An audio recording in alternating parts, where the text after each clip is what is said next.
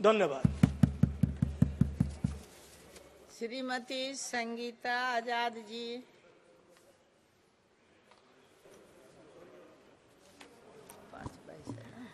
धन्यवाद सभापति महोदय। आज मैं अपनी बात शुरू करने से पहले ज्ञान के प्रतीक, महान वैज्ञानिक, मानवतावादी, शिक्षाविद, विधिवेता, भारतीय संविधान के निर्माता, बोधिसत्व परम पूजनीय बाबा साहब डॉक्टर भीमराव अंबेडकर जी के परिनिर्वाण दिवस पर उनको भावभीनी श्रद्धांजलि अर्पित करते हुए मैं अपनी बात शुरू करती हूँ।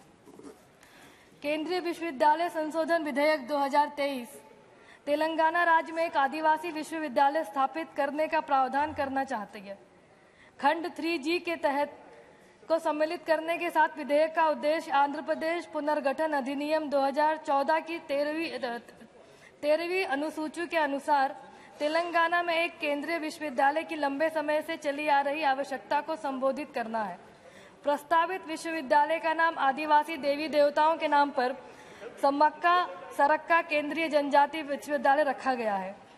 सम्मक्का और सरक्का को साहस और बलिदान की देवी के रूप में जाना जाता है। प्रस्तावित विधेयक में आगे कहा गया है कि जनजातीय विश्वविद्यालय का अधिकार क्षेत्र पूरे तेलंगाना राज्य तक विस्तारित होगा और विश्वविद्यालय की स्थापना के लिए 889.07 करोड़ रुपए आवंटित किए गए हैं, जो कि एक स्वागत योग्य है और इस विधेयक का हम समर्थन भी करते हैं।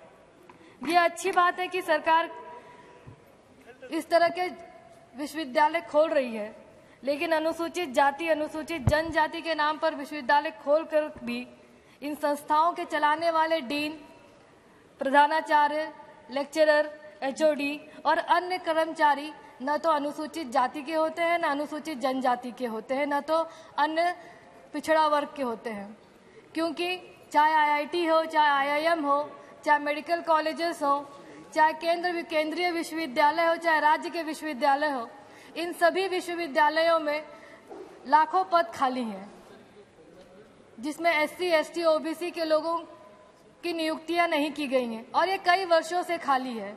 मैं सरकार से पूछना चाहती हूं कि क्या सरकार बैकलॉग ड्राइव चलाकर इन रिक्त पदों को भरने का सरकार का कोई प्रावधान है?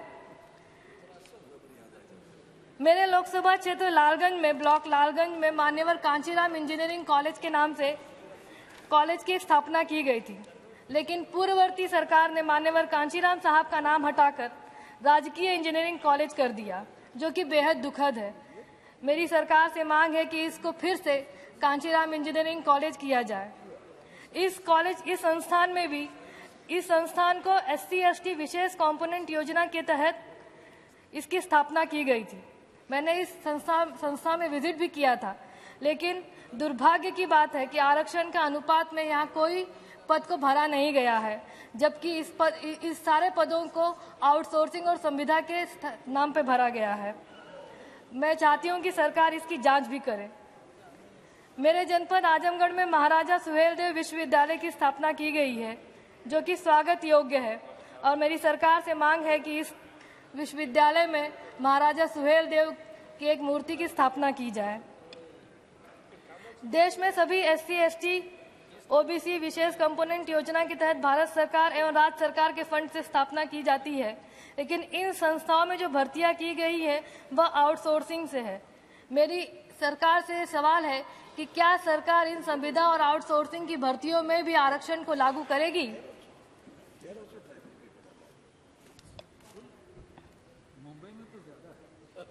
सर, मैडम, इसके पहले की सरकारों में, जब उत्तर प्रदेश में माननीय बहन जी की सरकार थी, उस समय चाहे डिप्लोमा में एडमिशन लेना हो, चाहे आईआईटी में एडमिशन लेना हो, चाहे मेडिकल में एडमिशन लेना हो, चाहे ग्रेजुएशन करना हो, चाहे पोस्ट ग्रेजुएशन करना हो, शून्य बैलेंस पे एडमिशन होता था। आज एक मोटी रकम जमा करने के लिए कहा जाता है। गरीब SC/ST, OBC का छात्र एक मुश्त उतनी बड़ी रकम नहीं जमा कर पाता, जिससे कि ड्रॉप आउट रेट बढ़ रहे हैं। मैं सरकार से अनुरोध करूंगी कि फिर से जिस प्रकार माननीय बहन जी की सरकार ने उत्तर प्रदेश में 2007 से 12 की जो सरकार थी, उसमें शून्य बैलेंस में SC, ST, OBC के छात्रों को जो एडमिशन लिया जाता था, उसी प्रकार से फिर से सरकार इस पर एक नई योजना लाए ताकि SC, ST, OBC के बच्चे जिनका ड्रॉप आउट रेट बढ़ता जा रहा है उसमें कमी आ सके। और साथ ही ये अनुरोध करूंगी कि जो भी SC, ST, OBC के जो विश्वविद्यालयों में और IIT, IIMs में, मेडिकल कॉलेजेस में जो रिक्त पद खाली है, उन्हें सरकार जल्द से जल्द एक बैकलॉग का ड्राइव चलाकर उन रिक्त पदों को भरने का काम करे। आपने मुझे बोलने का मौका दिया, इसके लिए मैं आपकी बहुत आभारी हूँ। धन्यवाद। बहुत अच्छा। चलिए, श्री आलोक कुमार सुमन जी।